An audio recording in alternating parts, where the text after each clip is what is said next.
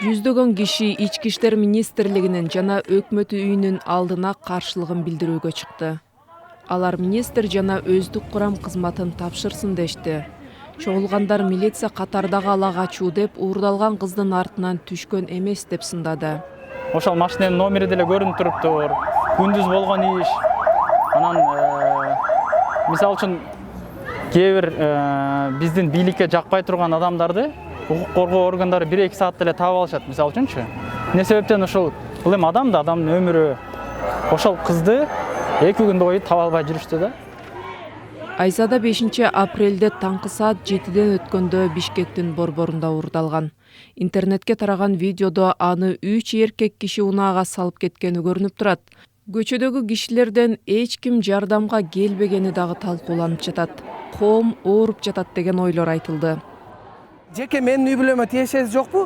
Демек мага мен ал жака барып сүйлөгөн деле кажетим жок деп ушундай кайдыгерлик менен мамиле кылабыз. Бир нерсени биле алыш керек. Мамлекет бул чоң организм. Ар бир жаран ошол организмдин мүчөлөрү. Мы детали этого организма. Эртеби кечпи ар бирөөбүзгө тиешеси тиет. Ушул болуп аткан окуянынчы. Бул деген сөз жанагы сөз бар эмеспи? Ооруну жашырсаң өлүмгө себеп деп. Демек мамлекетте бир оору болуп атат. Биз ошол ооруну жашырбай айтышыбыз керек. Айтылган нерсе чечилет. Ички иштер министринин орун басары 5-апрелден бери кыз тынымсыз изделип жатканын айтты.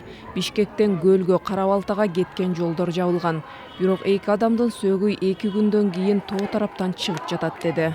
Аны жергиликтүү жашоочу көрүп калган. Унаада 2 кишинин сөөгү табылган. Милициянын версиясында 31 жаштагы киши мурда бир нече ирет соттолгон. Кызды муунтуп, кийин өзүнө кол салган. Ала качууга катышкан 2 шектүү кармалды.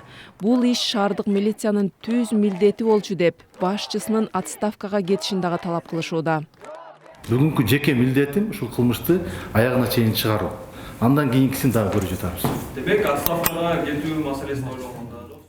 Кесиптешинин айтымында Айзаданы ала качууга ушул эле адам мурда дагы аракет кылган. Ал 27 жашта болчу.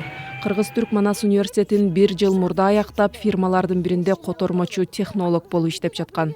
Ала качуунун курмандыгы Бурулайдын өлүмүнөн 3 жыл өтө элек. 19 жаштагы Бурулай милициянын бөлмөсүндө өлтүрүлгөн.